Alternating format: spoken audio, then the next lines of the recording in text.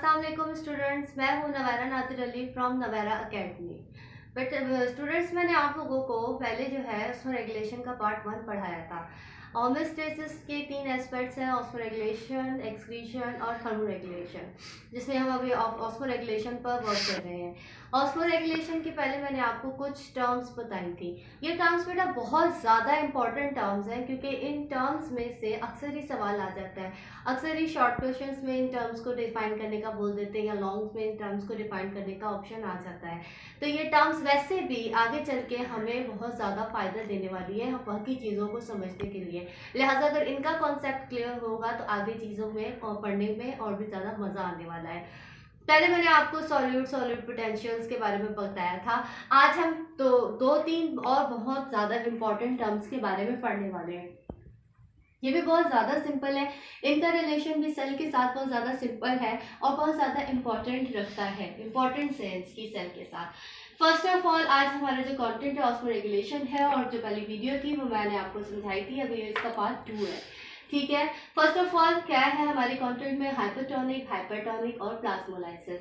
Hypo और hyper में बच्चे बहुत ज़्यादा कंफ्यूज होते हैं। पर्सनली मैं खुद भी बहुत ज़्यादा कंफ्यूज थी जब मैं पढ़ती थी। अक्सर ही ये कॉन्सेप्ट क्लियर होता ही नहीं है बच्चों का। तो आज मैं आपको बहुत आसान तरीके से समझाऊंगी। कुछ डायग्राम्स भी मैंने यहाँ पर ड्रॉ की हुई है, जिसके थ्रू आपको अच्छा समझ में आ जाएगा। हाइपोटोनिक क्या होता है? हाइपोटोनिक में वाटर मूव करता है हाई टू लो कंडीशन में। हाइपरटोनिक क्या होता है? वाटर मूव करता है लो टू हाई में। मैंने क्या कहा आपसे कि हाइपोटोनिक में वाटर मूव करेगा हाई टू लो, और हाइपरटोनिक में वाटर मूव करेगा लो टू हाई। और उसी के बाद एग्जैक्ट जो कंडीशन आएगी वो हो जाएगी प्लाज्मोलाइसिस की, और प्लाज्मोलाइसिस में क्या होगा? सेल जो है वो श्रिंक हो जाएगा। ठीक है, ये तो बहुत इंपॉर्टेंट बातें थी जो मैंने जस्ट एक एक लाइन में डिफाइन की हैं। अब इसको हम थोड़ा खुल के पढ़ लेते हैं।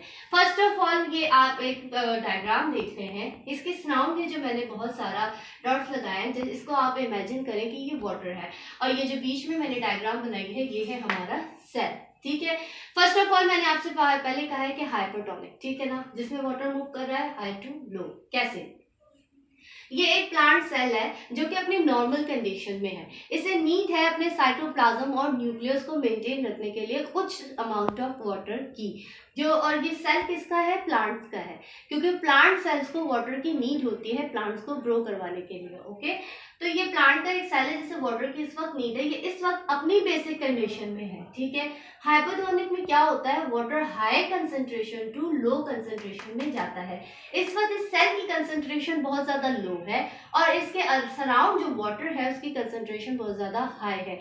तो यहाँ पर हाइपोटोनिक का कंडीशन अप्लाई होगा, और हाइपोटोनिक से वाटर जो है वो इस सेल के अंदर जाएगा। ठीक है, और ये क्या मैंने नीचे इसको कुछ वर्डिंग में मेंशन किया है, ये नोट्स आप लोग बना लें। ठीक है, plants are placed in pure water, high water potential, water move outside to inside, cell swell and turgid.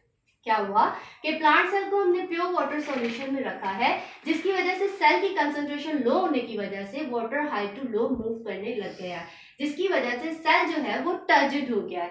Turgid मतलब इस कदर उसके अंदर पानी भर गया है उसकी कैपेसिटी के मुताबिक कि वो स्वेल कर जाए।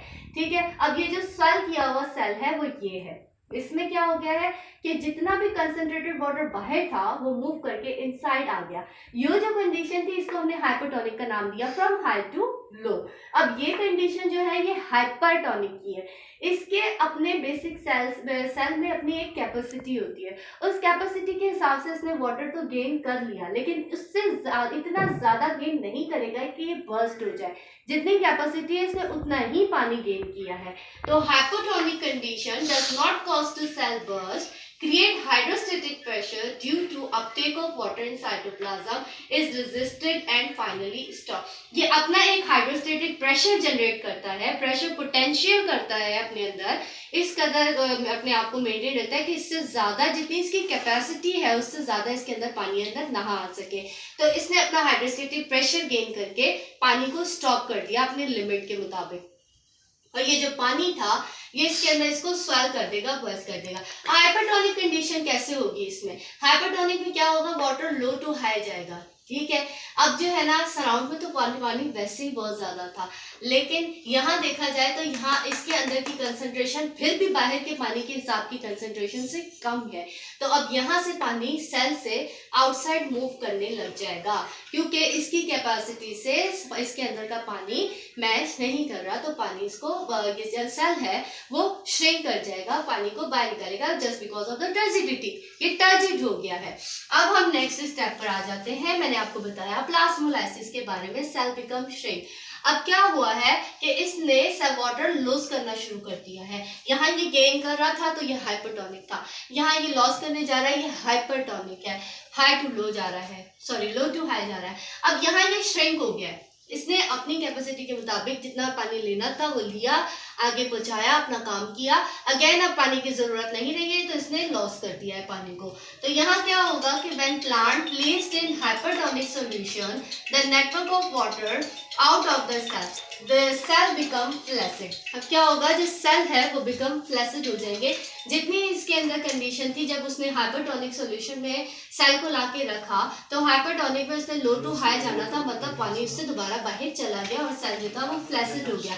सेल के फ्लैसिड होने से क्या होता है, the cytoplasm with its plasma membrane shrink from the cell wall. जो साइटोप्लाज्म था जिसमें वाटर की कंसंट्रेशन होनी जरूरी थी, जो स्वेल कर रहा था, जो अपनी प्रॉपर फंक्शंस को अच्छे से परफॉर्म कर रहा था, वो पानी के बाहर जाने से दोबारा से फ्लैसिड हो जाता है। ठीक है, तो इस कंडीशन को जब सेल जो था वो पानी लॉस करके फ्लैसिड हो जाए, बिल्कुल श्रिंक कर जाए, उस कंडीशन को हम कहते हैं प्लाज्मोलाइसिस। तो बेटा ये बहुत बेसिक इंपॉर्टेंट टर्म्स थी, इसका सेल के साथ बहुत इंपॉर्टेंट रिलेशन था, इंपॉर्टेंट था क्योंकि सबसे ज्यादा अगर हम बात करें तो प्लांट सेल के साथ बहुत इंपॉर्टेंट रिलेशन था। ये मैंने आपको सारी बेसिक टर्म्स पढ़ाई है। अब इसके बाद हम उन प्लांट्स के बारे में पढ़ेंगे जिनका जिनके सेल का इनके साथ जो है रिलेशन है। अब हम नेक्स्ट वीडियो में उन प्लांट्स का डिस्कस करेंगे, लेकिन ये टर्म्स बहुत इंपॉर्टेंट है। अगर आप लोगों को नहीं समझ में आई है तो कमेंट में मुझसे रब्ता करें, मैं आपको अगेन इसको एक्सप्लेन करूंगी। और अगेन मेरे चैनल को ज़्यादा से ज़्यादा लाइक, सब्सक्राइब और प्लीज़ शेयर कीजिए ताकि मेरा चैनल आगे से आगे स्पीड हो सके और उन बच्चों तक पहुँच सके जिन तक मैं पहुँचाना चाहती हूँ। ठीक है, अब आप इसको थोड़ा सा क्लोज ले लें ताकि अब बच्चे स्क्रीनशॉट ले सकें। ओके।